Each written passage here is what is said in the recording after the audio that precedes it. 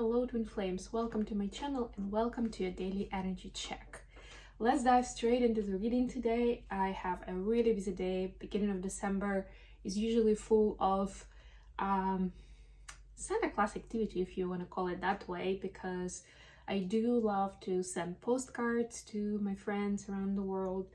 I do send some packages as well. I do some charity work, so it's all about like this busy time where on the one hand, of course, it's very rewarding in terms of, you're understanding how much joy you're spreading to people that you love and just generally around the world. But also it's a very hectic time because time is of the essence. And yeah, recently I had to deal with a lot of things just in my household and on the personal front, so I'm a little bit behind on all these things now, but I will catch up quickly. So let's start with an oracle message. Today we've got the Enchanted Map Oracle. Let's see what we have for Divine Feminine watching, and of course don't forget to hit that like button and subscribe to my channel if you're new. By the way, welcome if that's the case, and you can check out more information about me and my services in the description box below. If you haven't checked out horoscopes for December, please head out to my other channel, Mindful Bamboo. And I know I promised to upload all of them. I'm almost there. Hashtag almost there. I'll do my best to finish them all up today. Goblins for the feminine. Not the most exciting card to see, but it's actually showing you that if you're feeling blue, if you feel like there's that kind of a bit of a depression, a bit of a lack of hope, that it's just this goblin energy that's in your space, that's somewhere around. Of course, it could be in your energy field as well. So if you have any techniques for space cleansing and also for cord cutting, this could be the time. Maybe you even know who or why would be attaching to you and what kind of cords you need to cut. Sometimes it's an actual relationship with someone that we have that is just sucking the energy out of us. But in any case, this is something that's not there to last. Like, it's a phase, it's a state, it's a mood. So at the very least, if you're not ready to do the techniques, the rituals to take that action, at least know that this is number 5, by the way, the card number 5. So it's a passing energy, it's the energy of change. But yeah, the best, of course, is not to linger in it, right? And not to just play around for things to be different, to be brighter, but create that light, create that brightness where the goblins just won't be able to survive and stay around. For the masculines, we have protect and treasure. Oh my god, this treasure topic keeps coming up. We just talked about it yesterday, and it's amazing that it's here today. But again, I'm just gonna reiterate, this is the message that I got as a download in the personal reading I was doing for someone, that the real treasure is within you. We're so used to treasure things and situations and places that are outside of us, and this leads us to setting the goals in life that are all about buying things, getting to some place, right? It's somewhere out there, and also always wanting more kind of idea. But in reality, we know that one of the universal laws is as within, so without. So it's really that implementation, right, of the energy that's within you. And the best way, of course, is to look for and find and cherish and appreciate the energy and the treasure within you that can then transform into the treasure without. And yes, it's important to acknowledge it and to protect it for sure. All right, let's see what we have with tarot today. I'm using the Thelema deck for the main read. The Hermit at the bottom of the deck. Yeah, I feel like it's part of that whole switching into winter season state. I've been meeting up with some of my friends in the last few days, and it's like a recurrent topic of, the weather is getting colder, at least in this climate where we are in New York. The days are much shorter, and it kind of gets you into that mood where you just want to crawl under the blanket and curl up in bed with a good book and some hot chocolate and not really worry much about anything else. That's a good idea, actually. I might do that one of these days. And then again, Victoria, the irony is like the next few days I will like have scheduled in it. Oh, by the way, I'm doing my first psychic fair this weekend. If everything works out, I hope to do at least a couple of videos, and I'll probably share something here as well, or what that live process is like. But it's a, I started doing this thing with tarot when the pandemic has already started. So I haven't really had that experience of meeting clients in person and having that energy exchange. I do that, of course, from time to time, mostly with friends.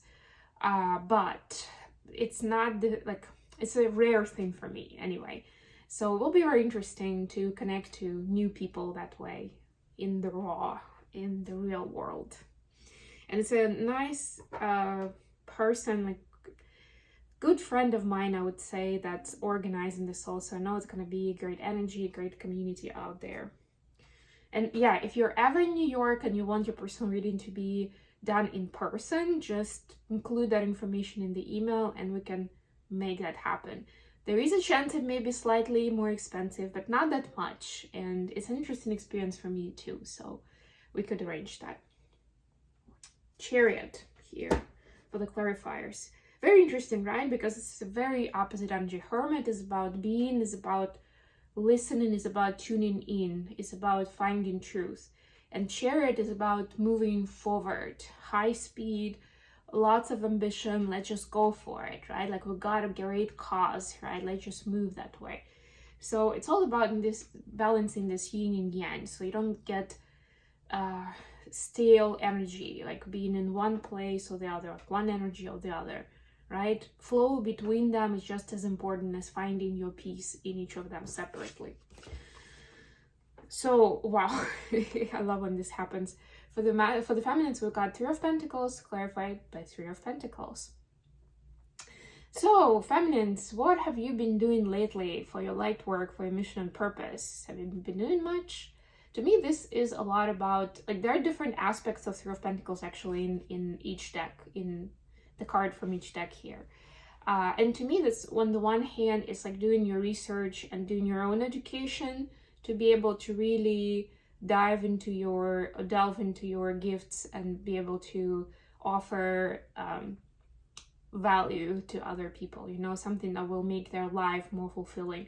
And then also the teachings, like how much are you spreading the word, and not just behind the closed doors, but actually in the open, without thinking, okay, if you're not paying me, I'm not gonna tell you. For the masculines, we see King of Wands and the Sun. We keep seeing the Sun energy. I think yesterday we saw it for Divine Masculines as well. Really, really good. And King of Wands is like one of the quintessential masculine energies, and in its divinity, in its integration form.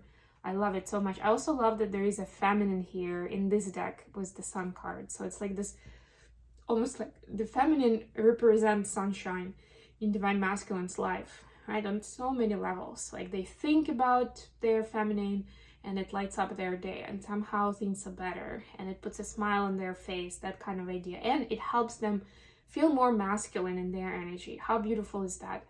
I've heard that for the first time a couple of years ago, and one Divine Feminine was telling her story, and she was saying, like, I've never felt so feminine in my life as when we are in union, we've been in union with my person. And for the masculine, it's the same way for them. Like it reinstates their masculinity, and they feel more masculine than ever with their true Divine Feminine. So there's a realization of that fact, of how healing and fulfilling this experience is for them. The question today is 10 of Cups clarified by 3 of Swords. Very interesting, right? So how do we get from from a place of pain to a place of fulfillment and happiness and joy? What's this journey like? What do we need to do for that? For the feminines, 3 of Cups clarified by Knight of Swords. So first of all, connect with people who love you, people who are near and dear to you, not the person who broke your heart. Let's just be clear about that. Even if that was somebody close to you, right?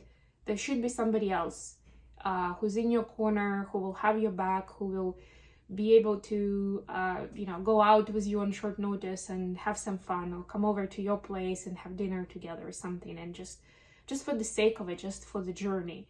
And also the ability to communicate what is happening with you. For my work with the clients, it's one of the things that's like one of the, what's it called? But let's just say like one of the reasons for having arguments with their person is lack of good communication. Communication not just about the good things, but also about the stuff that isn't working. And I don't mean just like shouting it out at the other person, no, but being able to do it in a healthy way. That's what turns things around quickly. For masculines, what do they need to know here? What do they need to do? We have 2 of Wands clarified by 10 of Pentacles. So have a bigger picture in mind. When you're asking the question, know why you're asking the question. Like, what are you trying to get out of it? That will help you hear the answer better, right? It's almost like, you know, they say that part of the answer is in the question. So ask good questions, Divine Masculine, and know what is the end goal. Like, what are you trying to get out of it? It may not be as detailed as this image, but at least there should be some concepts there, like, you know, the family, my service to others, my hobbies and passions, my health, my this, my that, you know, so that it can, or, you know, your questions or your intentions can reflect into that future. How the feminine see the connection at this time? We see Page of Swords clarified by Page of Swords. This is the second time this happened for the feminines in this read. But also notice that there is a masculine and a feminine figure in the different cards in the deck. So again, it shows you, it seems like the same card, right? But it actually shows that both feminine and masculine right now, and the feminine can see that both twins are actually finding their way in the world. And with the swords here, they are decided and they're understanding when is the right time to use their sword of justice, right? Like, what is it even for? Like, they know they have weapons within them, even if, you know, I don't mean the physical weapons, but, you know, with the power that they hold. You know, they say great power means great responsibility, like how you use it, how you utilize it. And so this is the search of, like, the quest to understand how to use this power in this weapon that they have. How the masculine see in the connection? We have Knight of Pentacles clarified by Knight of Pentacles. I mean, you can't make this up. This is crazy. This is crazy. And you know what? In this deck, I think they're both masculines, but just saying that one of them has very long hair. And until maybe even today, I thought this was a feminine figure. It could be. Yeah, it could be. But anyway, regardless of that, so the way the masculine see it is that neither of the twins needs to rush in this case. It's like, you know, like, we have to, like, every little step on this path is super important.